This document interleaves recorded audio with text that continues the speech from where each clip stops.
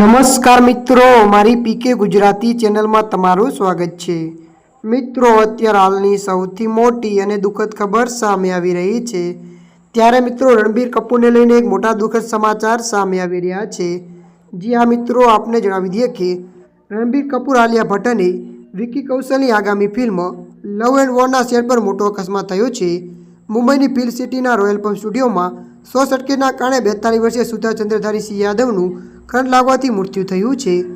આ ઘટના સમયે સેટ પર આલિયા ભટ્ટ શૂટિંગ કરી રહી હતી।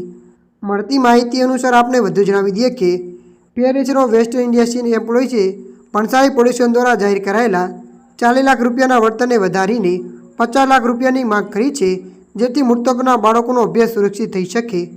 આ ફિલ્મનું નિર્દેશક સંજય લીલા ભણસાલી કરી રહ્યા છે। ત્યારે મિત્રો, અત્યારની આ મોટી દુઃખદ ખબર મળી રહી છે।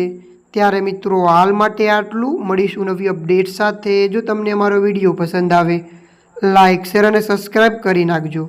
ધન્યવાદ।